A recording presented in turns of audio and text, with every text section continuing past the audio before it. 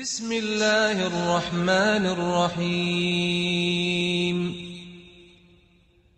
إن الحمد لله نحمده ونستعينه ونستغفره ونعوذ بالله من شرور أنفسنا ومن سيئات أعمالنا من يهده الله فلا مضل له ومن يضلل فلا هادي له وأشهد أن لا إله إلا الله وحده لا شريك له وأشهد أن محمدا عبده ورسوله وصفيه من خلقه وخليله أدى الأمانة وبلغ الرسالة وجاهد في سبيله حتى أتاه اليقين فاللهم صل وسلم وزد وبارك على نبينا محمد وعلى آله وصحبه ومن اهتدى بهداه واستنى بسنته إلى يوم الدين. أما بعد، اللهم لا سهل إلا ما جعلته سهلا وأنت تجعل الحزن إذا شئت سهلا فسهل علينا أمورنا كلها واجعلها خالصة لوجهك الكريم حتى نلقاك بها يوم القيامة.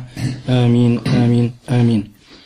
Donc au dernier cours nous étions arrêtés يعني ذكرنا مسألة يعني حاجة العبد أو الضرورة يعني ضرورة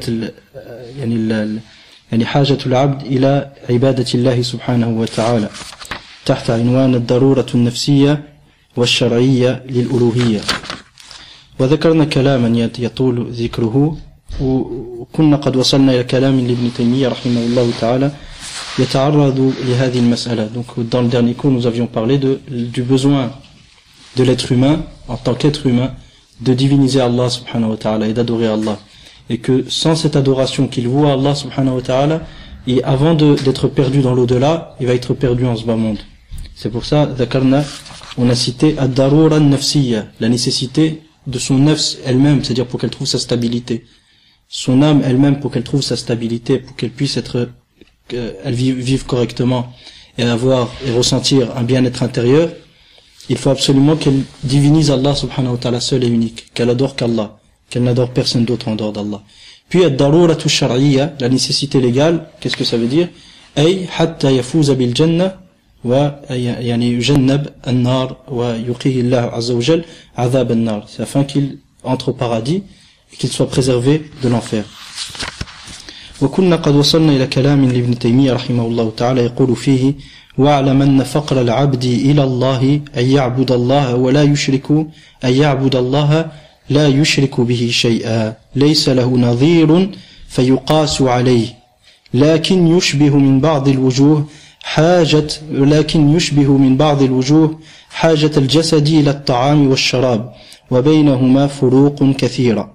فإن حقيقة العبد قلبه وروحه، أي حقيقته ما يقوم به العبد، حقيقته أي ماهيته قلبه وروحه، وهي لا صلاح لها، أي هذه يعني قلبه أي روحه لا صلاح لها إلا بإلهها الله الذي لا إله إلا هو. فالروح لا صلاح لها إلا بإلهها، ومن هو إلهها؟ الله الذي لا إله إلا هو.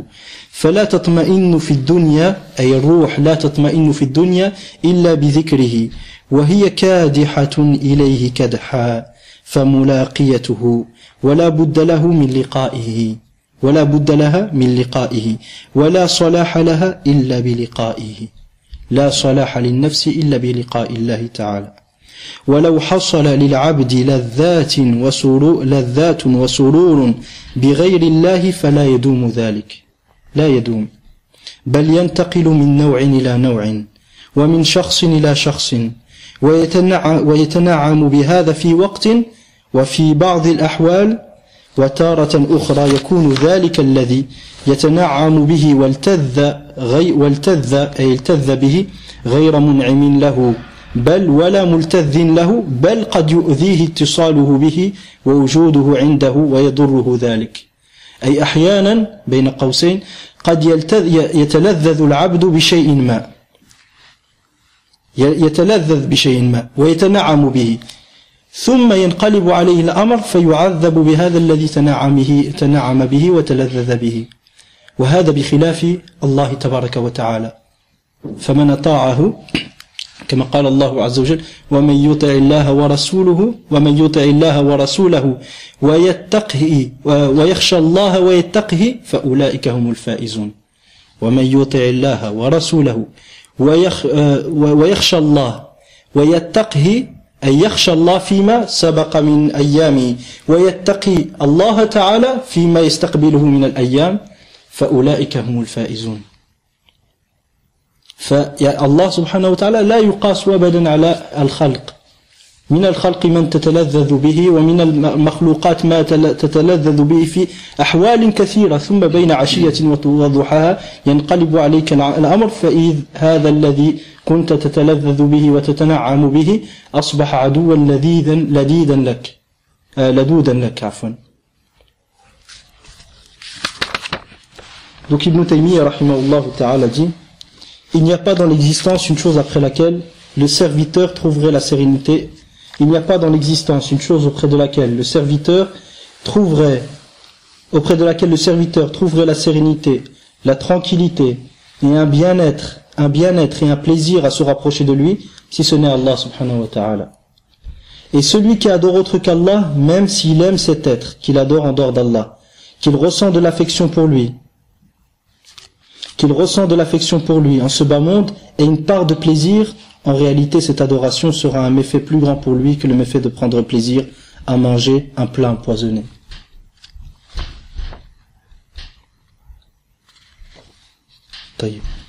Donc je répète, il n'y a pas dans l'existence une chose auprès de laquelle le serviteur trouverait la sérénité, la tranquillité et un bien-être et un plaisir à se rapprocher de lui, si ce n'est Allah subhanahu. Et celui qui adore autre qu'Allah, même s'il aime cet être qu'il adore en dehors d'Allah, qu'il ressente de l'affection pour lui en ce bas monde et une part de plaisir, en réalité cette adoration sera un méfait plus grand pour lui que le méfait de prendre plaisir à manger un plat empoisonné. Donc si l'un d'entre nous venait à prendre un plat empoisonné et il prend plaisir à le manger, qu'est-ce qu'il va ressentir après? Ça va être une souffrance terrible. C'est la même chose, quelqu'un peut prendre plaisir à adorer autre qu'Allah, mais la souffrance qui va en découler après va être terrible. هذا الكلام لم أذكره باللغة العربية إن شاء الله سأقرأه إذ مررت عليه على الأسف إن شاء الله أذكره. قال ابن تيمية: فليس في الكائنات ما يسكن العبد إليه ويطمئن به ويتنعم بالتوجه إليه إلا الله سبحانه، ومن عبد غير الله وإن أحبه وحصل له به مودة في الحياة الدنيا ونوع من اللذة فهو مفسدة لصاحبه أعظم من مفسدة التذاذ أكل الطعام المسموم. فالمفسدة التي في عبادة غير الله تعالى وتعلق القلب بغير الله سبحانه وتعالى أعظم من المفسدة التي تكون في أكلك وتناولك للطعام المسموم عافاني الله وإياكم. Puis Ibn Taymiyyah rahimahullah ta'ala dit: et sache que le besoin que le serviteur a d'Allah subhanahu wa ta'ala, quel est ce besoin? C'est d'adorer Allah sans lui donner aucun associé. Sache que ce besoin ne peut être comparé à aucun autre besoin auquel il serait semblable. Aucun autre besoin ne peut être comparé au besoin que tu as d'adorer Allah. Ceci dit, ce besoin ressemble en partie à la nécessité du corps à se nourrir et s'abreuver. Tu as tout de même besoin dans ta vie de manger et de boire. Donc, c'est-à-dire dans certains côtés, on peut comparer le besoin d'adorer Allah au besoin de boire et de manger. Dans quel sens? Ça va suivre dans les paroles d'Ibn Taymiyyah. Il dit, rahimahullah, mais les différences entre ces deux nécessités, à savoir la nécessité d'adorer Allah subhanahu wa ta'ala seul et de ne lui donner aucun associé, et l'autre nécessité qui est de boire et de manger, les différences entre ces deux nécessités sont très nombreuses. Car la réalité du serviteur, ce qui fait de toi un serviteur, un être humain réellement, ce qui fait de toi, afwan, un serviteur, un abd, c'est quoi? C'est pas ton corps, c'est ton esprit et ton cœur. حقيقة العبد قلبه وروحه ليس جسده. واضح? Car la réalité du serviteur, ce qui fait de quelqu'un un serviteur, c'est quoi? C'est son cœur et son esprit, qui ne peuvent trouver leur bien-être que par son ilah, par son Dieu. Qui est son véritable Dieu? Allah, qui est alladhi la ilaha illa illahu, Allah qui est le seul et la seule véritable divinité, le seul qui est en droit d'être adoré. L'âme ne peut trouver son bien-être en ce bas monde qu'à travers le rappel d'Allah. L'âme sera forcément amenée à rencontrer Allah, jusqu'à ce qu'Ibn Taymiyyah dise. Donc l'âme ne peut trouver son bien-être en ce bas monde qu'à travers le rappel d'Allah. jusqu'à ce qu'ils disent l'âme sera forcément amenée à rencontrer Allah, et cette âme ne saurait trouver sa droiture que par la rencontre d'Allah, ne pourrait trouver ça veut dire sa stabilité réelle que lorsqu'elle rencontrera Allah subhanahu wa ta'ala. Et si le serviteur obtient des plaisirs et bonheurs par autre qu'Allah, ils ne dureront pas, mais au contraire, il passera d'une sorte à une autre, d'une personne à une autre, trouvant son bien-être par l'un d'entre eux à un moment donné, et dans certaines situations, et à d'autres reprises, et dans d'autres situations, cette même chose qui fut l'origine de son bien-être et son plaisir ne lui offrira plus aucun bien-être ni aucun plaisir. Au contraire, elle peut même le nuire, la présence de cette chose peut lui nuire et être une cause de sa nuisance et de sa souffrance. Mais son ilah, c'est-à-dire le Dieu de l'homme, c'est qui le véritable Dieu de l'homme? Allah tabaraka wa ta'ala. Mais son ilah, le Dieu que l'homme se doit de prendre, il en a absolument besoin à tout moment, et où qu'il soit, il lui tient compagnie. Le Dieu de l'homme, t'en as besoin, ton Dieu t'en a besoin quand? À tout moment. Et à chaque moment, t'as besoin qu'il soit en ta compagnie, c'est-à-dire qu'il te soutienne. Et c'est pourquoi notre imam Ibrahim alayhi salam dit وَلَا أُحِبُّ لَا أُحِبُّ الْآفِلِينَ, et je n'aime pas ceux qui disparaissent. Et c'est pourquoi aussi le plus grand verset dans le noble Coran est Allahu alladhi la ilaha illahu al-hayyul qayyum. Allah, nulle véritable divinité en dehors de lui, le al-hayy, le vivant par absolu, celui qui est vivant et dont la vie n'a jamais été précédée par une inexistence, ni ne sera touché par la mort. Al-qayyum, celui qui est par le biais duquel l'ensemble des créatures existent et qui n'a besoin de personne pour exister. Fin de citation des paroles d'Ibn Taymiyyah rahimahullah ta'ala. C'est-à-dire que notre Dieu, la divinité qu'on se doit d'avoir, Allah subhanahu wa ta'ala, qui est le seul qui mérite d'être adoré, sa vie n'a jamais été précédée par une inexistence et ne sera jamais touchée par la mort. Et de même, il est toujours présent quand on a besoin. Contrairement aux autres choses. C'est pour ça Ibrahim alayhi salam, qu'est-ce qu'il a dit à son peuple pour montrer que le soleil et la lune ne méritent pas d'être adorés? Lorsque la lune a disparu, il a dit quoi? Je n'aime pas ceux qui disparaissent. Donc l'amour du cœur, il doit être attaché qu'à qui? Qu'à celui qui ne disparaît jamais.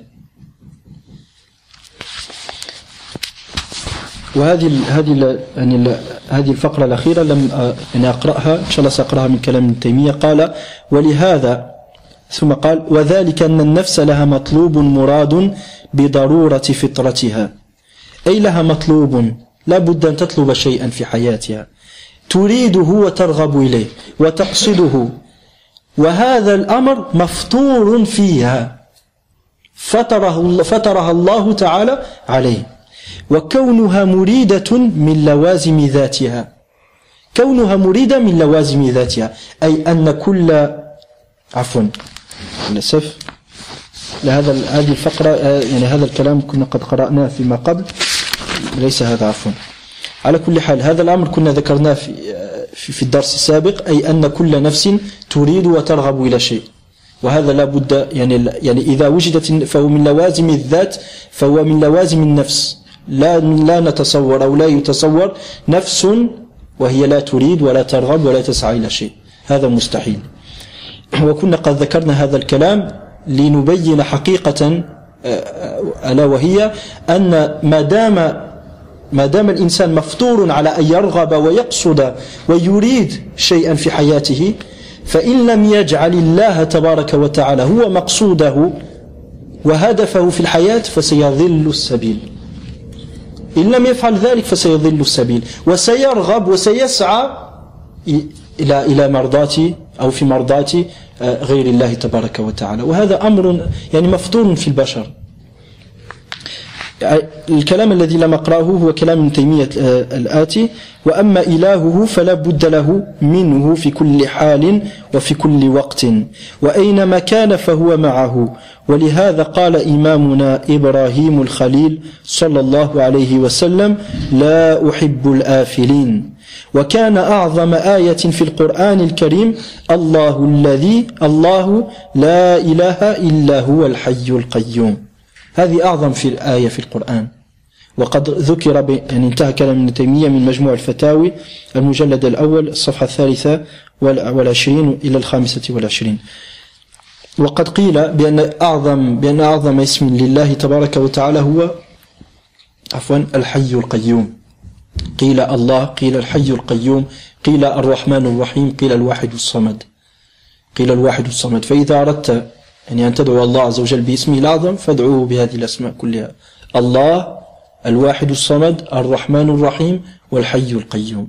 وعيد: الله، الواحد الصمد، الرحمن الرحيم, الحي القيum. Donc il a été dit que même que le plus grand des noms d'Allah subhanahu wa ta'ala c'est Al-Hayy al-Qayyum. Lorsqu'il est invoqué par ce nom, il répond, et lorsque tu lui demandes une chose par ce nom-là, il te la donne. Mais bien sûr, إذا تحققت معاني هذا الاسم في قلبك إذا حققتها فهنا تستجاب دعوتك. أما إن لم تحققها وحققت اللفظ فقط فالعبرة بالمعاني ليست بالألفاظ والمباني. فإذا حققت المعنى استجيب لك فإن لم تحقق المعنى فلن يستجاب لك. Mais bien sûr, c'est pas simplement le nom qui est visé, c'est le sens du nom. Si tu as réalisé le sens de son nom-là intérieurement dans ton cœur, Inch'Allah, la dua sera exaucée. Mais si tu réalises, tu connais juste le nom, sans connaître son sens profond, à ce moment-là, la dua ne sera pas acceptée parce que la considération dans la charia, elle est en fonction des significations et non pas en fonction simplement des termes en apparence. D'accord? ثم يقول الشيخ حفظه الله فالألوهية إذن هي حقيقة الصلة والعلاقة بين العبد المؤمن وربه. الألوهية أي ما هي الألوهية؟ الألوهية ما هي؟ العبادة. هي العبادة. بارك الله فيك. هي العبادة. الألوهية أي العبادة. واضح؟ فالألوهية إذن هي حقيقة الصلة والعلاقة بين العبد المؤمن وربه. هذه العلاقة الوحيدة بينك وبين الله عز وجل.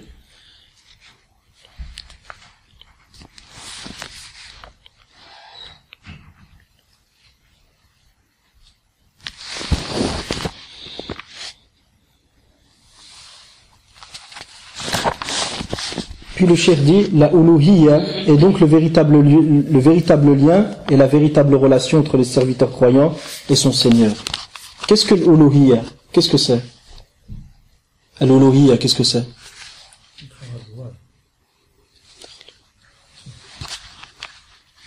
Abdurrahman, c'est quoi l'uluhiyya? L'adoration. Voilà, barakallahu fik. Donc l'uluhiyya, qu'est-ce que c'est? C'est l'adoration. D'accord? Al-uluhiyya hiya al-ubudiyya. Al-uluhiyya hiya al-ubudiyya. La diviniser, c'est adorer. Diviniser, 2 points, ou égal, adorer. La uluhiyya, l'adoration, est donc le véritable lien et la véritable relation entre les serviteurs croyants et son Seigneur. C'est le véritable lien et le véritable lien et la véritable relation entre le serviteur croyant et son Seigneur.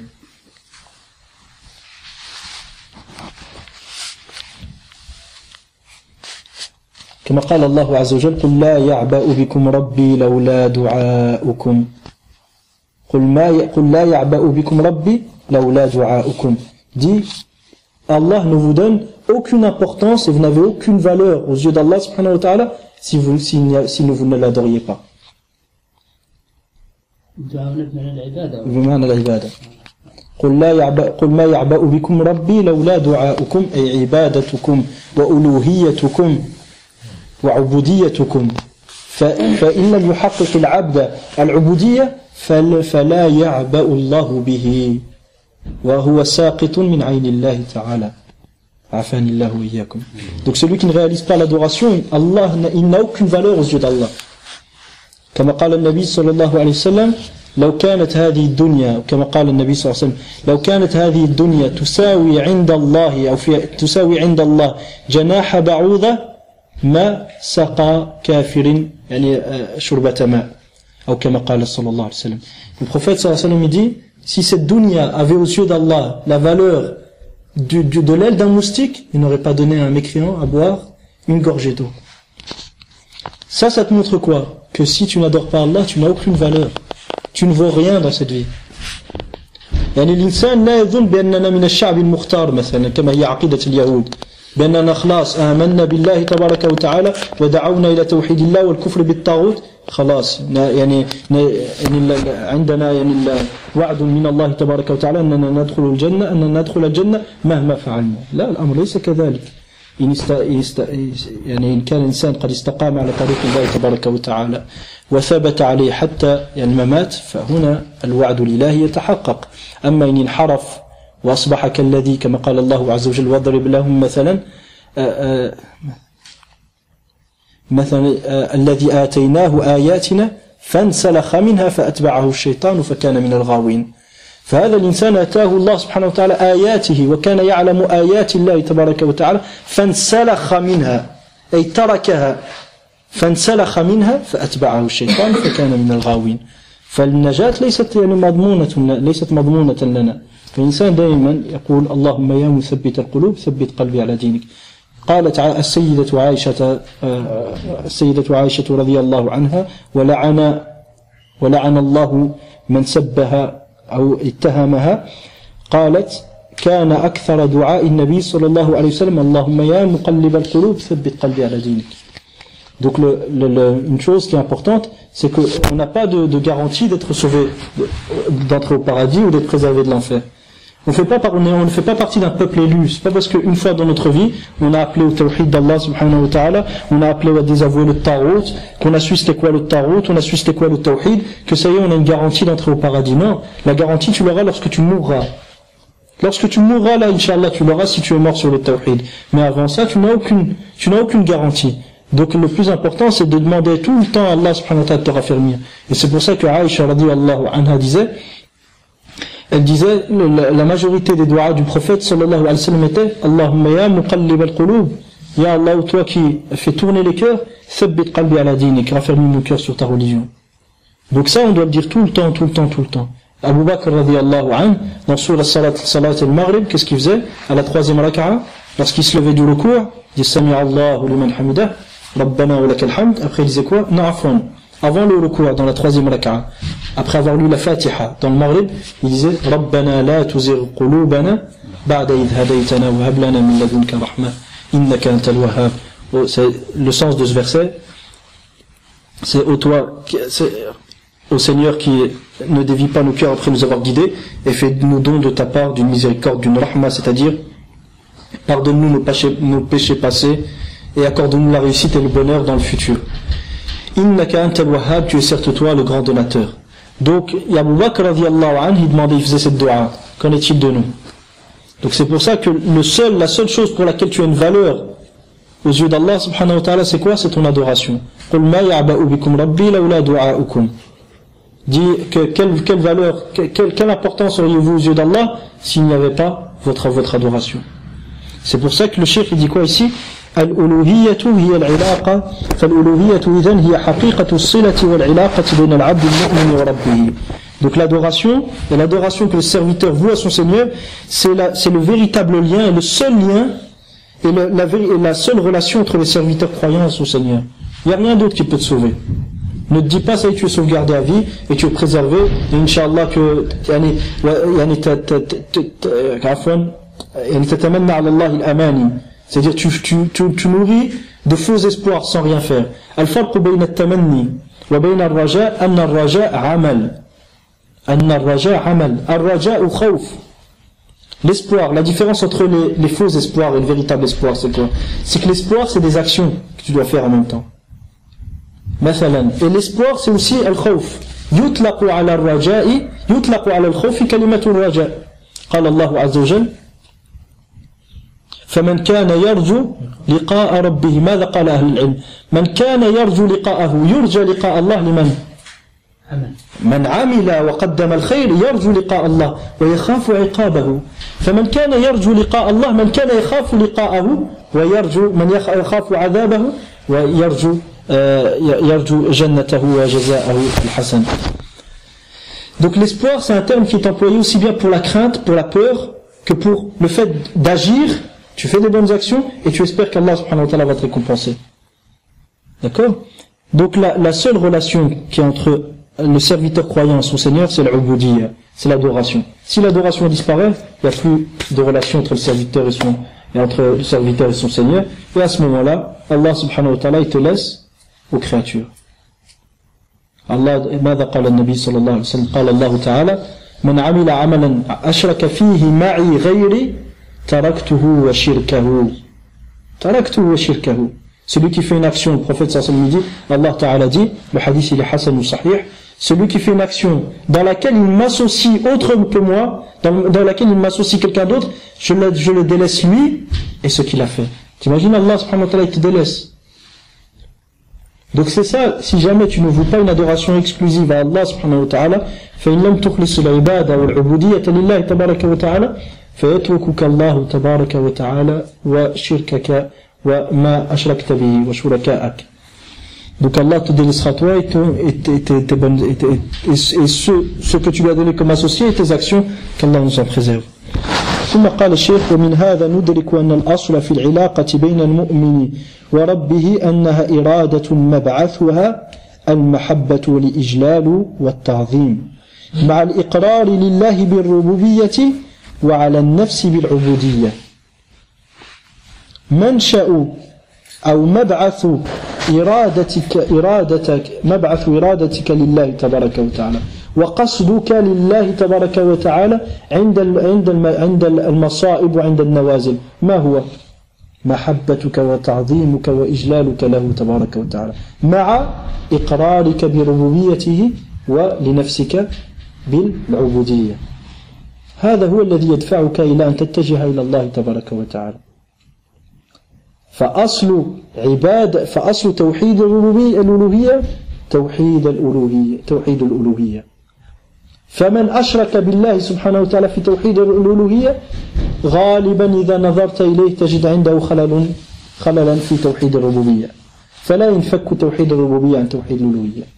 مثلا القبورية الذين يلتجئون إلى النبي صلى الله عليه وسلم وإلى غيره عند المصائب والنوازل ويسألونهم ما لا يقدر عليه إلا الله، فيطلبون منهم المدد والنصر والولد وإغاثة اللهفان وغير ذلك. يعني لماذا يتجهون إليه؟ يقولون أن الله خلق فيهم قدرة على نصرة المظلوم وقدرة على على الإحياء والإماتة، فيعتقدون أن الله وهب صفات ربوبيته لخلقه، وبالتالي يتجهون إلى خلقه ليقربوهم إلى الله تبارك وتعالى. وهذا أصل شرك عباد القبور اليوم. فإذا نظرت مثلا يعني بعض الصوفية في مصر يذهبون عند قبر البدوي ويضعون ورقة ومع 3 جنيات و4 و5، والورقة بيضاء لا شيء مكتوب فيها، ف3 أو 4 أو 5 أورو ال5 جنيات ناظر. وأما الورقة فهي الطلب المفروض، يعني كيف ذلك؟ المفروض أنهم يطلبون شيئا. لماذا الورقة بيضاء؟ إذا سألتهم يقولون عافاني الله وإياكم، اسمع الكلام، قبح الله هذا الشرك، العارف لا يعرف، أي أن السيد البدوي يعرف ما أريد، لا أحتاج أن أقول له، فهو يعلم الغيب عنده فلا يعرف. فشركهم في النظر أي 3 4 5 جنيات، شركهم وتقديم القربان للبدوي أصله شرك في الربوبية، وهو اعتقاد أنه يعلم الغيب. وإذا جئت ومحصت ونظرت في عقائد القبورية تجد كلهم عندهم شرك في الربوبية، أن السيد يسمع وله السمع المطلق، نعم تستغيث به من هنا ويسمعك، يعني أقطاب العالم. لماذا يسمونهم أقطاب العالم؟ Donc ce qui est à retenir, une chose qui est importante, le cheikh à la suite de ça il dit, et à travers ce qui a précédé nous pouvons comprendre que l'origine du lien entre le croyant et son Seigneur est une volonté dont l'origine est un amour, une vénération, ijlal, et un ta'zim, un respect, une glorification et un hommage accompagné de la reconnaissance à l'iqrar de la seigneurie d'Allah bi rububiyatillah et de la servitude de l'âme et la reconnaissance que l'être humain, nous nous sommes des serviteurs. Et qu'Allah subhanahu wa ta'ala, c'est lui le Seigneur. Donc ici, il a cité plusieurs choses. Mais on va s'arrêter dessus pour expliquer un peu. Cette volonté qui est dans le cœur, est-ce qu'elle peut rester dans le cœur sans bouger, sans forcément faire que tes actes y bougent? Est-ce que c'est possible que tu veuilles une chose, tu as envie de boire de l'eau, mais tu restes là? Tu restes, tu as envie de boire de l'eau, j'ai envie, je meurs d'envie de boire de l'eau, mais tu vas pas. C'est possible? Mustahil. إذا أردت شرب الماء تحركت يدك وجوارحك من أجل تناول الماء. Si tu as envie de boire, forcément tu vas bouger pour aller boire. C'est pas possible que tu aies envie sans bouger. D'accord. Donc une volonté, le lien qui est entre nous et Allah, c'est l'adoration. Nous, on adore Allah, tabaraka wa ta'ala. Cette adoration, comment le cheikh l'a exposé? Il a dit, une volonté dont l'origine est un amour. Cette volonté, elle est là dans le cœur. Elle te pousse à adorer Allah, à te lui demander de l'aide lorsque tu es en difficulté. Lorsque tu as un problème avec quelqu'un, tu vas retourner vers le jugement d'Allah pour savoir quelle est la solution, afin de te soumettre totalement au jugement d'Allah subhanahu wa ta'ala. Lorsque tu as besoin d'être soutenu dans une difficulté, tu reviens vers Allah. Lorsque tu es stressé, que tu as besoin d'être calmé, ou tu as besoin de te retrouver apaisé, tranquillisé, tu reviens vers qui? Vers Allah subhanahu wa ta'ala. D'accord.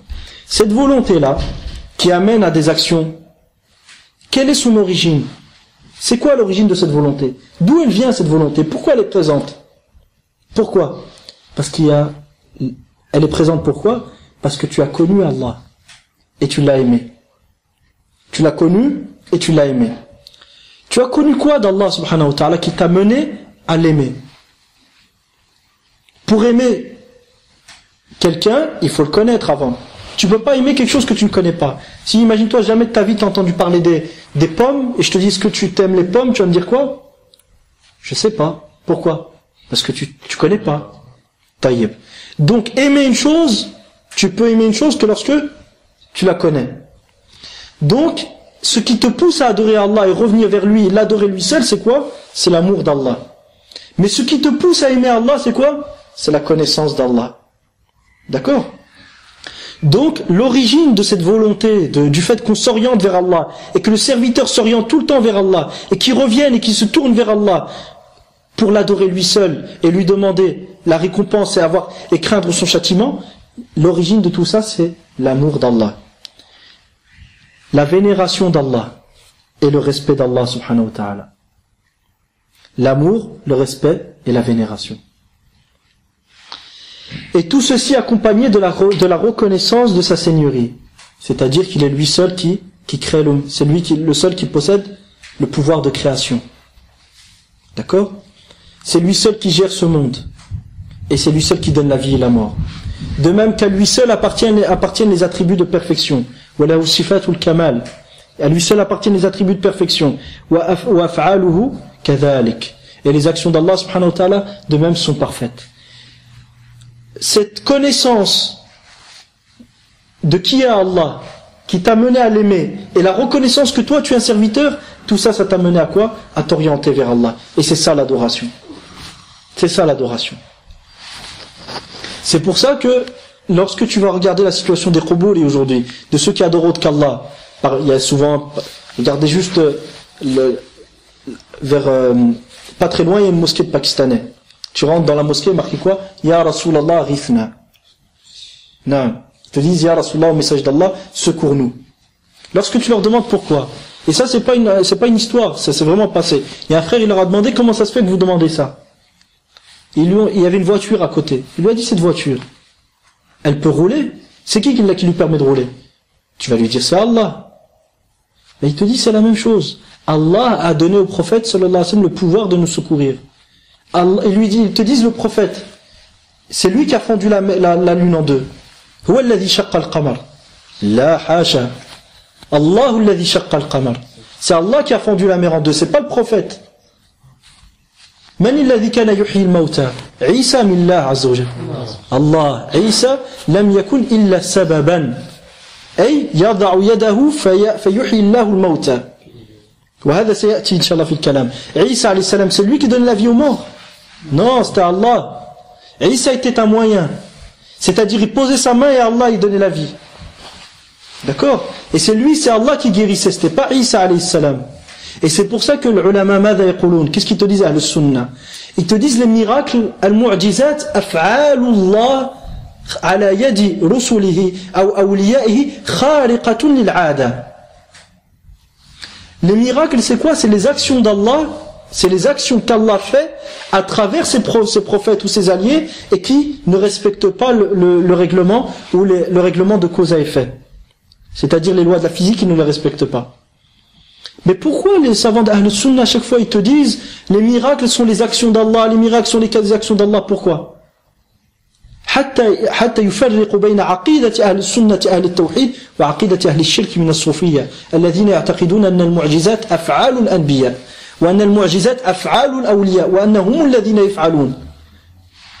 Afin de distinguer, pourquoi ils font ça? Afin de distinguer entre la aqida des gens de la sunna, des gens du tawhid, et la aqida des mouchriquins parmi les soufis, qui disent que les miracles sont les actions de qui? D'Allah? Non, ils te disent c'est les actions des prophètes, c'est les actions des saints.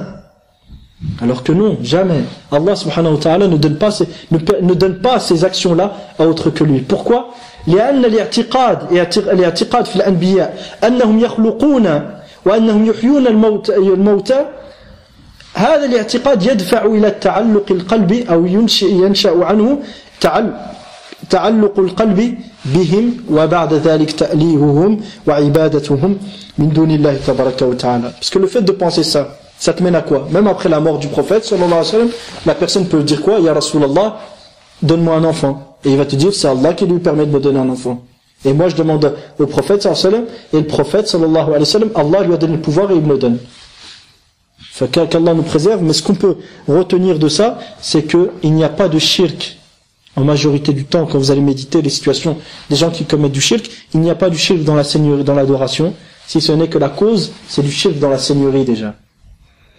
Du shirk dans la seigneurie et du shirk dans le mahabba, dans l'amour. Allah Azza wa Jalla dit quoi? Min an-nasi man yattakhidhu min dunillahi andadan yuhibbunahum ka hubbillah. احنا كنا عملنا موضوع يعني مسألة شرك المحبة اللي الناس مفتونين هذه الأيام كثير بعد كرة القدم وكذا يعني نتكلم فيه وقلنا يعني وش يدخل هذا في شرك المحبة؟ إذا دفعهم إلى ترك الصلاة مثلا فعلى قول من قال من العلماء أن ترك الصلاة الواحدة كفر بالله تبارك وتعالى فيكونون قد أشركوا بالله الشرك الأكبر. أما على فإن لم يصل فإن كان يوالي ويعادي من أجل ذلك ويرى من كان من فرقته أقرب إليه ممن ليس من فرقته ويجعل أصل الولاء الانتماء إلى هذه الفرقة ويحب ويبغض ويحيا ويموت من أجل ذلك فهذا لا شك أنه اتخذ هذه الفرقة وثنا يعبد من دون الله تبارك وتعالى لأنه جعل أصل الولاء والبراء يعني فيه ولا يبالي بالإسلام ولا بغير الإسلام. المهم أنك يعني تنتمي إلى فرقته فهذا لا شك أنه شرك بالله سبحانه وتعالى. Par exemple, ceux qui adhèrent à certaines équipes de foot. Dans quel cas c'est du shirk akbar? Ça peut arriver. Quand la personne, il aime ceux qui s'affilient à son équipe. Et il déteste ceux qui ne s'y affilient pas. Et il considère les gens qui s'affilient de cette équipe plus proches de lui que ceux qui ne s'y affilient pas. Il ne prête aucune attention que la personne soit musulmane ou pas. Le plus important, c'est que tu fasses partie de son équipe. Il t'aime, il aime et il déteste pour ça. Il s'allie, il se désavoue. Il est prêt à se battre et à déclarer des guerres pour ça. Et il vit et il meurt pour ça. Il se lève au matin, il pense à ça, au soir, il pense à ça. Et l'islam n'a aucun impact dans sa vie, dans le sens où il ne prend pas l'islam comme base d'alliance et de désaveu, d'amour et de haine. Non, c'est l'équipe de foot. Et il vit là-dedans, il vit comme ça toute sa vie. Ça, s'il n'y a pas de doute, c'est du shirk dans le wala. C'est du shirk dans l'alliance. Allah Azza wa Jalla dit Ya ayyuhalladhina amanu la ta'afun. Qul afaghayra Allahi قل غير الله أتخذ وليا فاطر السماوات والأرض وهو يطعم ولا يطعم. Dis est-ce autre qu'Allah que je vais prendre comme allié. Ça veut dire quoi غير الله يتخذ وليا أي أوالي وأعادي من أجل غيره. C'est-à-dire que je m'allie, je mets des aveux en fonction d'autres que lui, pas en fonction d'Allah subhanahu wa ta'ala ou de la religion d'Allah ou de l'islam, non autre qu'Allah subhanahu wa ta'ala. Et je suis comme font les nationalistes, comme font les certains et autres. Ça, dans certains cas, il n'y a pas de doute que ça devient du shirk akbar. Si tu vis et tu meurs pour ça. Et la personne qui s'affilie à ton équipe, il est plus proche de toi que celui qui ne s'y affilie pas. Ça, il n'y a pas de doute que c'est du shirk akbar, qu'Allah nous en préserve. Taïb.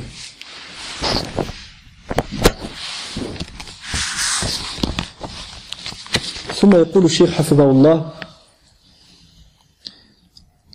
طيب ومن هذا ندرك أن الأصل في العلاقة بين المؤمن وربه أنها إرادة مبعثها المحبة والإجلال والتعظيم مع الإقرار لله بالربوبية وعلى النفس بالعبودية والافتقار إلى الله وحده وتقديم محبة الله على كل محبة بحيث تكون محبته تعالى هي الغاية لجميع المحبوبات وميل الإرادة عن كل مراد غير الله إلى الله وحده وهذه حقيقة الحنيفية التي خلق الله الخلق عليها. Puis le cheikh dit, donc à la suite de ce qu'on avait cité précédemment, donc, et à travers ce qui a précédé, nous pouvons comprendre que l'origine du lien entre le croyant et son Seigneur est une volonté dont l'origine est un amour, un respect, l'amour, al-mahabba, le respect, al-ijlal, la vénération, at-ta'zim, le respect, la glorification, accompagné de la reconnaissance de la seigneurie seule d'Allah et de la servitude de son être à ce Seigneur et son besoin d'Allah subhanahu wa ta'ala seul. Et la priorité, donc est faire prévaloir la priorité de l'amour d'Allah face à tout autre amour, que tu fasses prévaloir l'amour d'Allah face à tout autre. De quelle manière tu fais prévaloir l'amour d'Allah? De quelle manière tu fais prévaloir l'amour d'Allah sur tout autre amour? De telle sorte à ce que l'ensemble des choses que tu aimes soient aimées pour Allah, et que la volonté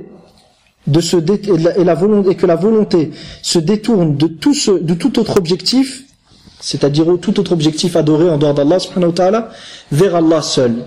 Voici donc la réalité de la hanifiyya, c'est-à-dire le véritable monothéisme, le monothéisme pur, sur laquelle Allah a créé la création. Voici le véritable sens et la réalité de la hanifiyya, le véritable monothéisme et le monothéisme pur sur lequel Allah a créé la création.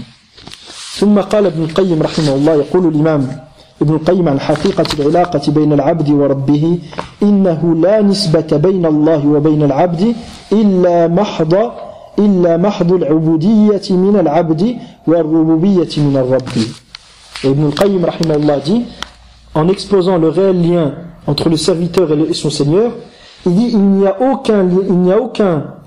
a d'autre lien entre Allah et entre le serviteur que la simple adoration de la part du serviteur et la seigneurie de la part du Seigneur. C'est le seul lien qui est entre Allah et nous. Notre adoration qu'on lui voue est la seigneurie qu'il nous accorde. C'est-à-dire, il s'occupe de nous. وَإِذَا قِيلَ لَكَ مَنْ رَبُّكَ فَقُلْ رَبِّيَ اللَّهُ الَّذِي أَنْعَمَ عَلَيَّ الَّذِي رَبَّانِي وَرَبَّ جَمِيعَ الْمَخْلُوقَاتِ بِنِعَمِهِ. Et s'il te dit, comme a dit Cheikh l'Islam Muhammad Abdul Wahhab rahimahullah, qui est ton Seigneur, tu répondras, mon Seigneur est Allah qui m'a éduqué et qui a éduqué l'ensemble des créatures par ses bienfaits. Et qui a éduqué l'ensemble de ces créatures par ses bienfaits. Et les bienfaits sont visibles ou cachés. Ni'amullahi zahiratun wa batina. Ils sont visibles et cachés. Les bienfaits visibles, c'est quoi? Il t'a accordé une mère, un père qui t'ont éduqué. Il t'a permis de manger, de grandir. Il t'a accordé un grand nombre de bienfaits que tu peux observer à l'œil nu. Et les bienfaits cachés, c'est la foi qu'il t'a accordée. La foi, l'iman en Allah subhanahu wa ta'ala. Et ça, c'est le plus grand des bienfaits. والإيمان بالله تبارك وتعالى أعظم نعيم يرزقه الله تبارك وتعالى أو ينعم الله به على عبده وكما قال الله عز وجل وإن تعدوا نعمة الله لا تحصوها. Et si vous dénombrez et vous essayez de compter les bienfaits d'Allah sur vous, vous ne pourrez les dénombrer. Donc, il n'y a d'autre lien entre Allah et entre les serviteurs que la simple adoration de la part du serviteur et la seigneurie de la part du Seigneur. Puis Ibn al-Qayyim dit وَلَيْسَ فِي الْعَبْدِ شَيْءٌ مِنَ الرُّبُوبِيَّةِ وَلَا فِي الرَّبِّ شَيْءٌ مِنَ الْعُبُودِيَّةِ. Et il n'y a rien. Et le serviteur n'a aucune part de seigneurie au même titre que le Seigneur n'a aucune part de servitude. لَيْسَ كَمَا قَالَ الزِّنْدِيقُ لَعَنَهُ اللَّهُ ابْنُ عَرَبِي أو الحلاج اللذين قالوا بوحدة الوجود أي أن الله عز وجل حل بهم حتى قال يعني كبيرهم لعنه الله قال سبحاني سبحاني. C'est pas comme disent Ibn Arabi, c'est un homme qui était connu, souvent on trouve ses livres dans les librairies. Ibn Arabi ou Al-Hallaj, c'est un des chiites de Sophia, qui sont arrivés au stade de dire qu'Allah était entré en eux, à tel point que il disait, Al-Hallaj, il disait pas Subhanallah, il disait Subhani, Subhani, pureté à moi, parce qu'il disait qu'Allah était entré en lui. Et Ibn Arabi kana yaqul a'buduka wa ta'buduni, je t'adore et tu m'adores. Il s'adressait à Allah subhanahu wa ta'ala. Wa kana yaqulu hadha az-zindiq من نهى الناس عن عبادة الأصنام فقد نهاهم عن الحق. نعم، لأن الله عز وجل يعني الأصنام من فيهم؟ يقول الله تبارك وتعالى، فيقول عباد الأصنام يعبدون الله حقيقة، ولكن علماء الظاهر لا يفقهون هذه الأمور.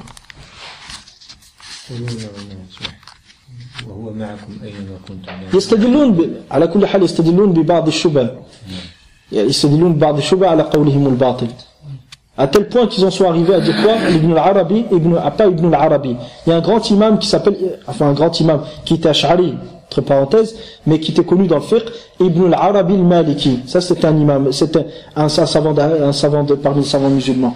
Mais il y a le zindiq, l'hypocrite, al-Tarot, Ibn Arabi. Il disait, celui qui a interdit aux gens d'adorer les statues, il leur a interdit la vérité en fait. Parce que quand ils adorent les statues, ils adorent qui? Ils adorent Allah. Donc celui qui leur interdit ça, il leur interdit une part de la vérité. Donc lui, il est dans le faux. يقول بين عباد الأصنام يعبدون الله حقيقة فإذا جئت نهيتهم عن عبادة الله. Non. Donc Ibn Qayyim dit quoi? Le serviteur n'a aucune part de seigneurie, au même titre que le seigneur n'a aucune part de servitude. Le seigneur c'est le seigneur, Ar-Rabb huwa Ar-Rabb wal-Abd huwa al-Abd. ثم يقول ابن القيم رحمه الله فالعبد عبد من كل وجه والرب تعالى هو الإله الحق من كل وجه. Le serviteur est un serviteur de toutes parts et le Seigneur Ta'ala est le véritable Dieu, le seul dit d'être adoré de toutes parts. Donc le serviteur c'est le serviteur et le Seigneur c'est le Seigneur. ومعقد نسبة العبودية هو المحبة. ومعقد نسبة العبودية هو المحبة. Puis il dit le point d'attachement de ce lien de servitude, c'est quoi? C'est l'amour. Pourquoi tu adores Allah? Parce que tu l'aimes. Pourquoi tu l'aimes? Parce que tu l'as connu. Tu l'as connu à travers quoi? À travers ses noms parfaits, à travers son essence qui est parfaite et ses qualités qui sont parfaites. C'est pour ça que on va lire Inch'Allah certaines paroles d'Ibn Qayyim, on va le laisser pour après quoi qu'il en soit, qui dans la succession des cours, on va le voir ça Inch'Allah. يعني أصل لماذا يحب العبد ربه تبارك وتعالى وما هي منشأ هذه العبادة. Quelle est la raison pour laquelle on adore Allah subhanahu wa ta'ala? Qu'est-ce qui te pousse à l'adorer? Et on va voir les raisons Inch'Allah par après. فالعبودية معقودة بها بحيث متى انحلت المحبة انحلت العبودية. انتهى كلامه رحمه الله من مدارج السالكين المجلد الثالث الصفحة 35 إلى 36. Donc puis il dit Ibn al-Qayyim, la servitude est attachée à cet amour, c'est-à-dire la servitude, notre servitude à Allah subhanahu wa ta'ala, elle est attachée à l'amour, de telle sorte que lorsque cet amour, cette mahabba disparaît, la servitude disparaît. Le jour où l'amour d'Allah disparaît, tu es plus le serviteur d'Allah, tu es le serviteur d'autre qu'Allah subhanahu wa ta'ala. Qu'Allah nous préserve. Puis le cheikh dit ثم يعني ذكر كلاما لابن القيم كلاما آخر قال فيه فلو بطلت مسألة المحبة لبطلت جميع مقامات الإيمان والإحسان ولتعطلت منازل السير إلى الله. لو بطلت مسألة المحبة لبطلت جميع مقامات الإيمان والإحسان ولتعطلت منازل السير إلى الله. إذا بطلت محبة العبد لربه انتهى أمره لا يرجى له شفاء. هذا الأمر خطير جدا، فالإنسان عليه يركز على تقوية محبته لله سبحانه وتعالى من خلال النظر إلى مخلوقات الله تبارك وتعالى وعظمة الله في خلقه، ويتدبر هذا الأمر ويتدبر آيات الله والقرآن الكريم وغيره من مقويات الإيمان، لأنه إذا انتفت المحبة انتفت العبودية. وهذا أمر خطير جدا. وإذا انتفت المحبة فلا إيمان لك ولا إحسان لك ولا شيء. يعني انتهت حتى سيرك إلى الله سبحانه وتعالى انتهى، توقف خلاص، فتسير إلى من؟ إلى الشيطان. انتهى سيرك إلى الله. عافاني الله وإياكم. Puis Ibn al-Qayyim rahimahullah dit, si jamais l'amour disparaît et s'annule, si l'amour d'Allah disparaît et s'annule, l'ensemble des degrés de la foi, de la perfection de l'ihsan disparaîtront et s'annuleront. Si l'amour il disparaît, tout le reste disparaît. Si l'amour d'Allah subhanahu wa ta'ala disparaît, c'est la fin. C'est la fin. Ton chemin vers Allah il s'arrête et tu commences un autre chemin vers qui? Vers le shaitan et vers le nar, qu'Allah nous préserve. Donc d'où l'importance de se concentrer sur la manière de renforcer sa foi et de renforcer son amour pour Allah subhanahu wa ta'ala. Comment? En méditant sur la grandeur d'Allah. En méditant sur la grandeur d'Allah à travers quoi? À travers le monde que tu vois autour de toi. En méditant le Coran al-Karim, dans lequel il y a une guérison pour les cœurs. وَأَنزَلْنَا مِنَ الْقُرْآنِ مَا هُوَ شِفَاءٌ وَرَحْمَةٌ لِلْمُؤْمِنِينَ. Et nous avons révélé du Coran ce qui est une guérison et une miséricorde, une rahma pour les croyants. فإذا قرأت القرآن غفر الله لك ما تقدم من ذنبك ويعني نجاك من عذاب النار ورزقك السعادة أسعدك في دنياك. أطع الله يسعدك. فإذا قرأت القرآن بتدبر وتمعنت في معانيه رزقك الله سبحانه وتعالى رحمته أي أسعدك فيما تبقى من أيامك وسترى عن أعين خلقه وعن أعين خلقه ما اقترفته من الذنوب. صلى الله تبارك وتعالى يرزقنا وإياكم التوبة النصوح أو توبة النصوح. Donc ce qui est à retenir, c'est que cet amour d'Allah subhanahu wa ta'ala, on se doit absolument de se concentrer et de faire des efforts pour le renforcer. Parce que si jamais on arrête de le renforcer, qu'est-ce qui va se passer? Il va disparaître. Et s'il disparaît, à ce moment-là, tu commences un chemin vers le shaitan, qu'Allah nous en préserve. Qu'Allah nous en préserve. De même que toutes les manas et les étapes du chemin vers Allah s'annuleront. Comment? Ils s'annuleront par le fait que cet amour disparaisse. Car l'amour, la mahabba, représente l'esprit de tous les maqams et les manazil et les manazil et les actes. L'amour, c'est l'esprit des actions que tu accomplis. Tout ce que tu fais comme bonnes actions, al-mahabbatu ruhul a'mal. Al-mahabba ruhul a'mal. Donc si tu trouves ces actes sans esprit, ça sera comme des cadavres. T'as déjà vu des gens qui s'approchent d'un cadavre? Les gens ne s'approchent pas d'un cadavre. Pourquoi? Parce que son odeur est mauvaise. Et autres, parmi les méfaits, les gens ne sont pas apaisés près d'un cadavre. Donc si tu veux que tes bonnes actions soient acceptées, laisse l'esprit de ces bonnes actions-là, qui est l'amour d'Allah subhanahu wa ta'ala.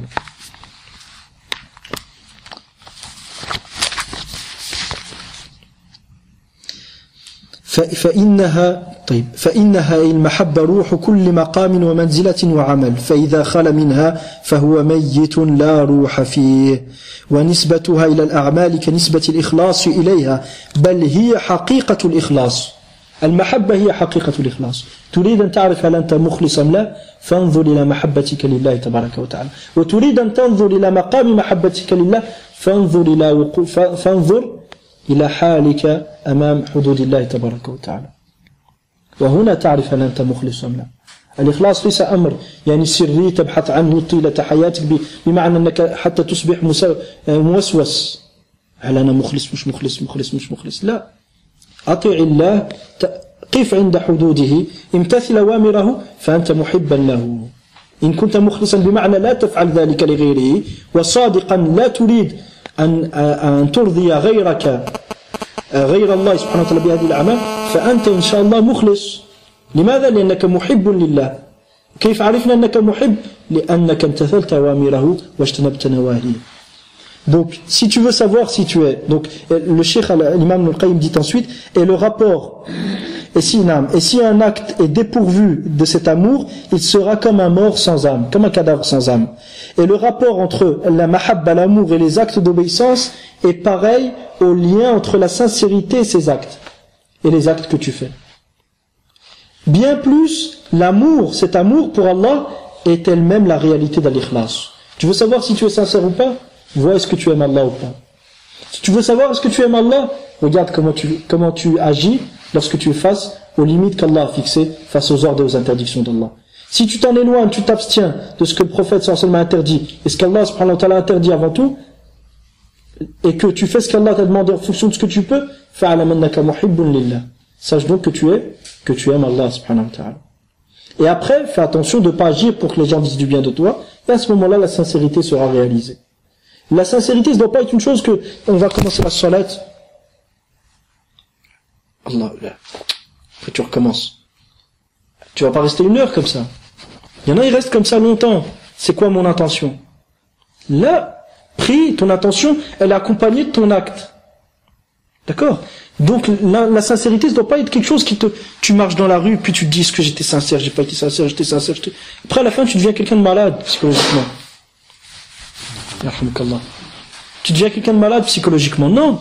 Regarde, lorsqu'Allah t'ordonne une chose, tu le fais. Lorsqu'Allah t'interdit une chose, tu t'en abstiens. Tu fais ce qu'Allah t'a demandé en fonction de ce que tu peux.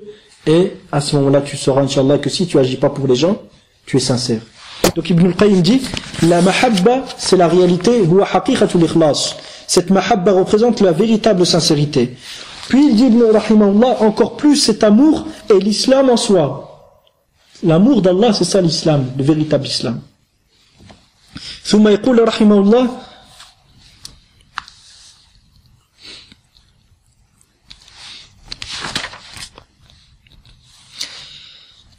بل هي أي المحبة نفس الإسلام فإنه الاستسلام بالذل والحب والطاعة لله. Car l'islam, qu'est-ce que c'est? L'islam représente la soumission par humilité, amour et obéissance à Allah. La soumission par humilité, amour et obéissance à Allah. Puis Ibn al-Qayyim rahimahullah dit, celui qui n'a pas d'amour n'aura aucun islam. C'est comme si tu fais amour égale islam. Pas d'amour, pas d'islam. فمن لا محبة له لا إسلام له البتة بل هي حقيقة شهادة أن لا إله إلا الله فإن الإله هو الذي يأله العباد حبا وذلا وخوفا ورجاء وتعظيما وطاعة له بمعنى مألوه وهو الذي تأله القلوب أي تحبه وتذل له وتذل له وأصل التأله أي التعبد والتعبد آخر مراتب الحب يقال عبده الحب وتيمه إذا ملكه وذلله لمحبوبه فالمحبة حقيقة العبودية. انتهى كلامه من مدارج السالكين المجلد الثالث الصفحة 26. Puis Ibn al-Qayyim dit, donc celui qui n'a pas d'amour n'aura aucun islam, et même plus cet amour représente le véritable témoignage qu'il n'y a de véritable Dieu qu'Allah. Car le ilah, le Dieu, est celui que les serviteurs divinisent par amour, mahabba, hubban, par humilité, dhullan, par peur, al-khawfan, par espoir, raja'an, par respect, ta'ziman, et par obéissance, wa ta'atan. Al-ilah, le Dieu, a donc pour signification al-ma'lou, celui qui est adoré, et que les cœurs divinisent, c'est-à-dire qu'ils aiment et auxquels ils se soumettent. Celui qu'ils aiment et auquel ils se soumettent. L'origine étymologique du ta'allu, de l'action d'adorer, de diviniser, l'action de diviniser est le ta'abbud, l'action d'adorer. L'origine étymologique du ta'allu, qui est l'action de diviniser quelque chose ou quelqu'un, c'est quoi? C'est le ta'abbud, c'est l'adoration. Et le ta'abbud, l'adoration, l'action d'adorer, et tes actes d'adoration est le dernier degré du hubb, de l'amour.